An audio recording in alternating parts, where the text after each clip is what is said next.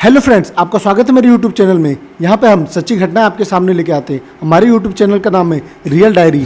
आपने भूत पिशाच, जिन, ब्रह्म, राक्षस इनके बारे में तो काफ़ी सुना होगा, परंतु आज मैं जिसके बारे में बात करने जा रहा हूँ उसको काला मसान कहते हैं। काला मसान एक बच्चे की एंटिटी होती है जिसकी रिचुअल वगैरह पूरे नहीं होता है या समय से पहले उसकी मौत हो जाती है, जिस कारण वो भूत की योनि में आ जाता है और इसको काला मसान कहा जाता है। बेसिकली ये एक बच्चे की ही आत्मा होती है। काला मसान को काबू करना भी बहुत मुश्किल होता है। उनके ऊपर मंत्रों का कोई प्रयोग भी नहीं होता क्योंकि वो छोटी उम्र में हो जाते हैं और वो नादान होते हैं, जिस कारण उनको लोग सिद्ध करते हैं ताकि उनसे काम करवा सके। उसी प्रकार की एक मैं स्टोरी आपके सामने लेके आया हूँ काला मसान के ऊपर।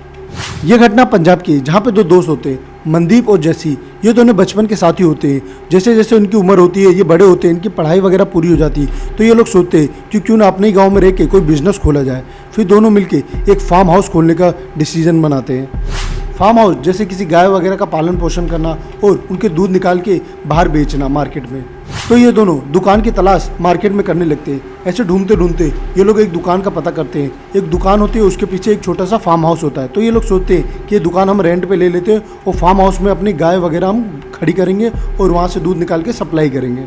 दुकान लेने के बाद ये लोग गाय वगैरह खरीदते, भैंस वगैरह खरीदते और उनके दूध निकाल के गांव-गांव में सप्लाई करते थे। इनका बिजनेस काफ़ी अच्छा चल रहा होता है। 1 महीना 2 महीना बीत जाता है, परंतु जैसे जैसे वक्त निकलता है वैसे वैसे इनके जानवरों को अजीब अजीब प्रकार के डर सा लगा रहता है और दूध की क्वांटिटी भी कम होने लगती है। जब ये लोग डॉक्टर को दिखाते तो नॉर्मल सारी रिपोर्ट आती है। तो ये लोग सोचते हैं कि मतलब क्या हो गया है, कहीं कोई चोर वगैरह तो रात को नहीं आता है दुकान में, या फिर कोई गाय वगैरह को या भैंस वगैरह को मारता तो नहीं है। ऐसे ही समय बीत रहा था। फिर एक रोज जब वो दोनों सुबह दुकान पे आ रहे होते तो उनके दुकान के सामने काफ़ी भीड़ होती है। तब जैसे वो मनप्रीत काफ़ी डर जाते हैं। वो सोचते कहीं मेरे दुकान में कोई चोरी वगैरह तो नहीं हो गई जिस कारण यहाँ पे इतनी भीड़ है। तो वहाँ पे इकट्ठा लोग उनको बताते हैं कि रात को आपकी दुकान में से काफ़ी जोर जोर से आवाज़ आती है, जैसे यहाँ पे पूरा डर का माहौल बन चुका है और पूरे जानवर रात भर चिल्लाते रहते हैं। जस्सी और मनदीप काफ़ी डर जाते हैं और फिर ये भागते हुए फार्म हाउस में पहुंचते हैं कि देखते हैं कहीं कोई जानवर तो गायब नहीं हो गया, यानी कोई चोरी वोरी तो नहीं हुई है। तो जब ये वहाँ जाके देखते तो वहाँ पे सब कुछ नॉर्मल रहता है, परंतु सारे सामान इधर से उधर फेंके रहते और जानवर काफ़ी डरे से रहते हैं, जो उनको देख के जोर जोर से चिल्लाने लगते हैं। फिर उन दोनों कुछ गड़बड़ लगता है, उनको लगता है यहाँ पर लग रहा है रात को चोर आया था। फिर वो दोनों मिलकर डिसीजन बनाते कि क्यों ना आज रात हम दोनों मिलकर यहाँ पर रुके और देखें कि यहाँ पर क्या एक्टिविटीज़ होती है। उस दिन वो दुकान में रुकते हैं और जैसे जैसे रात होती है 1 से 2, 2 से 3 बजते हैं तो अचानक से दुकान में अलग अलग प्रकार की एक्टिविटीज़ होने लगती है। जैसे सामान इधर से उधर फेंके जाने लगते हैं और गाय वगैरह भैंस वगैरह की चिल्लान काफ़ी ज़ोर ज़ोर से आने लगती है। वो लोग ज़ोर ज़ोर से चिल्लाने लगते हैं। ये देख के जस्सी और मनप्रीत काफ़ी डर जाते हैं और मनप्रीत उठ के बाहर जाके देखता है कि क्या हो रहा है फार्म हाउस में। जैसे वो एंट्री करता है तो देखता है सारा सामान हवा में उड़ रहा है और इधर से उधर हो रहा है और जानवर काफ़ी ज़ोर ज़ोर से चिल्ला रहे। ये देख के वो काफ़ी डरता भी है और वो सोचता है लग रहा है चोर आया है। जब मनदीप इधर से उधर देख रहा होता है तो उसको दिखता है कि ड्राम के पीछे कोई है। जब वो ड्राम के पीछे देखता है तो ड्राम के पीछे से एक आंखें उसको देखती है और वो आंखें एक बच्चे की होती है। वो बच्चा पीले कलर का टी शर्ट डाला होता है और उसका पूरा शरीर नीला होता है।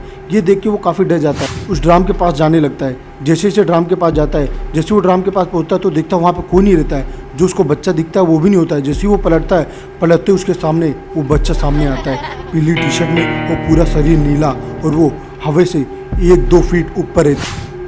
ये देख के मनदीप काफ़ी डर जाता है और उसकी बॉडी वहीं पे पैरालाइज हो जाती है। तुरंत वो वहाँ पे खड़े खड़े गिर जाता है। वो बच्चा उसके छाती पे बैठ के जोर जोर से हंसता है, जोर जोर से उसके मुंह काफ़ी बड़ा बड़ा खुल जाता है। ये देख के 1 मिनट के लिए तो मनदीप एकदम उसको लगा कि वो मर ही जाएगा। आवाज़ें सुन के जैसे भी फार्म हाउस में आता है और वो ये दृश्य देखता है वो काफ़ी डर जाता है और जोर जोर से हनुमान चालीसा पढ़ने लगता है। वो सोचता है हनुमान चालीसा पढ़ूंगा तो ये एंटिटी भाग जाएगी। तभी जैसे जोर जोर से हनुमान चालीसा पढ़ने लगता है, वो सोचता है हनुमान चालीसा पढ़ूंगा तो ये बच्चा भाग जाएगा, ये एंटिटी भाग जाएगी। परंतु इसका उल्टा ही होता है। वो बच्चे की एंटिटी उसकी तरफ बाल्टी, ड्राम ये सब फेंकने लगती है, जिस कारण एक बाल्टी उड़ते हुए जस्सी के सर पे लगती है और वो भी वहाँ पे बेहोश हो जाता है। 1 से 2 घंटे ये सब चलता है। जैसे ही सुबह होती है वो दोनों अपने सेंसेस में आते हैं और उठ के भागते हुए दुकान के बाहर चल जाते हैं। जैसे वो दुकान के बाहर जाते हैं वो काफ़ी डर जाते हैं और अपने फैमिली मेम्बर्स को सारी बात बताते कि ऐसा ऐसा इनके साथ हुआ रात को। तब उनके फैमिली वाले भी काफ़ी डर जाते हैं। वो लोग सोचते कि बिज़नेस बंद कर देते, परंतु उनके जो माँ बाप होते वो बोलते कि नहीं, हम किसी बाबा वगैरह को दिखाते हैं कि ये क्या हो रहा है तुम्हारे साथ। फिर उनके गांव के 2-3 गांव छोड़ के ही एक सिद्धि बाबा पुरुष का वहाँ पे एक कुटिया थी जहाँ पे वो अपनी साधना वगैरह करते थे। जब इनका परिवार जब उस कुटिया में जाता है तो बाबा देख के समझ जाते हैं कि इनके पीछे कोई ना कोई एंटिटी पड़ी है।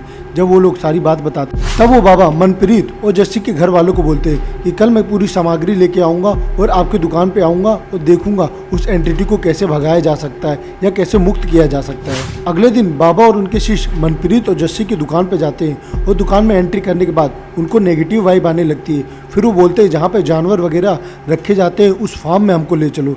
जब जसप्रीत और मनप्रीत बाबा को उस फार्म में लेके जाते हैं, जैसे बाबा फार्म हाउस में जाते हैं उनको नेगेटिव वाइब आती है। वो समझ जाते हैं यहाँ पे काला मसान की एंटिटी है। फिर वो जस्सी और मनप्रीत को बताते हैं कि मैं यहाँ पे एक घेरा बनाऊंगा, घेरे में मैं और तुम बैठेंगे और मेरा जो शिष्य है वो बाहर से अपने मंत्र का उच्चारण करेगा और मैं घेरे में बैठ के मंत्रों का उच्चारण करूँगा। आपके परिवार में से यहाँ कोई नहीं रहेगा और जब मैं घेरा बनाऊँगा तो कितने भी कुछ भी हो जाए आपको उस घेरे में से बाहर नहीं निकलना।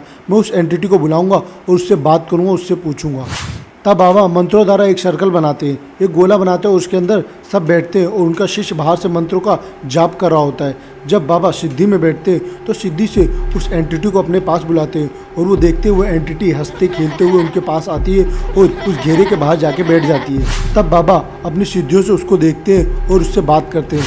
तो वो बच्चे की एंटिटी बोलती है कि वो पास के एक छोटे से गांव में रहता है। उसके मम्मी पापा छोटे मोटे लेबर हैं और उसके पापा काफ़ी ड्रिंक वगैरह करते हैं। एक रोज़ जब वो छत पे पतंग उड़ाते उड़ाते अचानक से वो किनारे पे आ जाता है। छत के किनारे आते ही वो गिर जाता है और जिस जगह गिरता है वहाँ पे बिजली का ट्रांसफार्मर था। वो करंट लगने की वजह से उसका पूरा शरीर नीला हो जाता है और हॉस्पिटल ले जाते उसकी मौत हो जाती है। उसकी मौत होने के बाद भी वो सरकारी हॉस्पिटल में 1 से 2 दिन रहता है क्योंकि उसका जो बाप रहता है वो काफ़ी नशेड़ी था और नशा वगैरह करता था, जिस कारण वो उसके रिचुअल भी नहीं कराता। वो बच्चे की आत्मा वहीं पर अटक के रह जाती है और एक काले मशान में बन जाती है। तब वो बाबा उस एंटिटी से पूछते कि तुम्हारा घर कहाँ है, तो एग्जैक्ट लोकेशन जो बताता है। तब बाबा मनप्रीत जस्सी ये तीनों लोग उस लोकेशन पे पहुंचते हैं जहाँ पे उस बच्चे का घर था। घर पे जाने के बाद ये बात जब उसकी माँ को बताते हैं तो उसकी माँ जोर जोर से रोने लगती है। तब बाबा बोलते हैं कि इनके सारे रिचुअल्स हम लोग करवा देंगे, परंतु आपको वहाँ पे रहना पड़ेगा ताकि सारे रिचुअल्स आपके हाथ से हो सके। उस बच्चे के सारे रिचुअल्स वगैरह किए जाते हैं और उस बच्चे को मुक्ति मिल जाती है। तब जस्सी और मनप्रीत सोचते हैं कि शायद करंट लगने की वजह से उसका शरीर बच्चे का नीला हो गया था, इस कारण से वो एंटिटी उनको ब्लू कलर की यानी नीले कलर की दिखती थी। तब बाबा उस बच्चे की एक फ़ोटो भी साथ में लेके आने लगते हैं और जस्सी और मनप्रीत को देते हैं और बोलते हैं इसका एक फ़ोटो फ्रेम बना के इसकी पूजा करना, इसको अगरबत्ती दिखाना सुबह और शाम, जिस कारण आपका बिजनेस भी हो सके, आगे बढ़ सकता है। उस दिन से लेके आज तक उस एंटिटी ने कभी भी इन दोनों को परेशान नहीं किया, बल्कि इनके बिजनेस में इनकी हेल्प की और आज भी ये लोग अच्छे से पंजाब में रह रहे हैं और अपना बिजनेस ग्रोथ कर रहे हैं। ये कहानी सुनाने का मेरा सिर्फ एक तात्पर्य है कि हमारे बीच भी ऐसी चीज़ें रहती हैं, अगर आप जब तक उनको नहीं छेड़ेंगे तब तक वो भी आपको नहीं छेड़ेंगे। वो किसी न किसी रीजन की वजह से वो यहाँ हमारे बीच फंस के रह जाती है, परंतु अगर आप सही से रहेंगे तो वो भी सही से रहेंगे। अगर आपने ये वीडियो पूरी देख ली है तो हमारे चैनल को सब्सक्राइब करें और लाइक करें और हमें मोटिवेट करें कमेंट्स में लिख के कि क्या आपने भी कभी ऐसा कुछ देखा है, और अगर आपके साथ भी कोई घटना हुई है तो मुझे इस इंस्टाग्राम पे DM करें।